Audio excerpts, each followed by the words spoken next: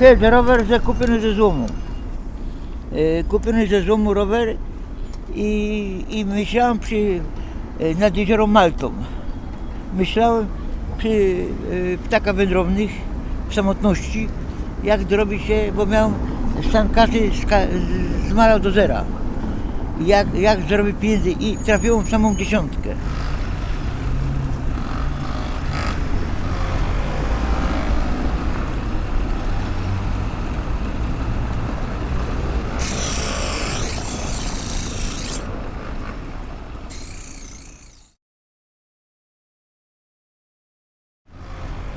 I to robię już 15 lat, bo w każdym mieszkaniu są nożyczki.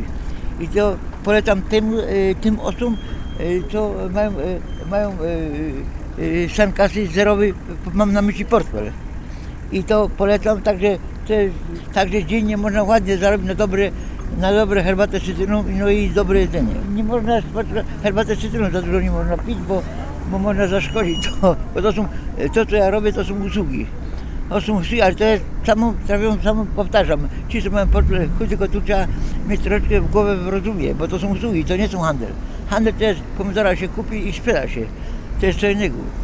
I klient poszedł, a tu są usługi. To klient może wrócić czasami. I zachęcam tych, co mają portfel bardzo chudy. Tylko że tu jest sztuka polega na tym, żeby coś umieć. Chodziło, że zależy jaki ma rozum w głowie. To jest sprawa najważniejsza. I nadaje się, według noża się nadaje właściwe obroty. Trzeba umieć. No i trzeba, żeby nie przegrzywać, to trzeba maczać we wodzie.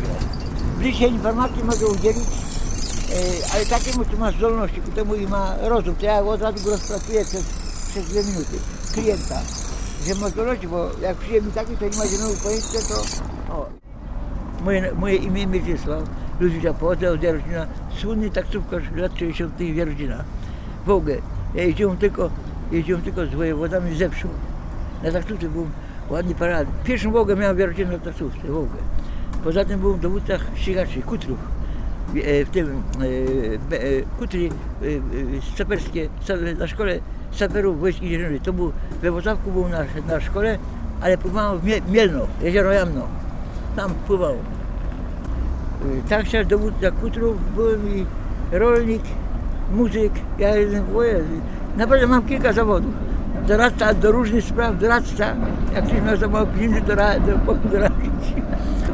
Były takie lata, że jako mrówkarz byłem, przynosiłem, a to 3 lata pracowałem. Kudwa Zdrój. Dziennie miałem też 100 złotych. Ale to znowu w wojsku mnie uczyli, jak się przepłacić celników. Także tydzień czasu i celiki u mnie już byli moi. Proszę pana, ludzie pana ocenią na usługach.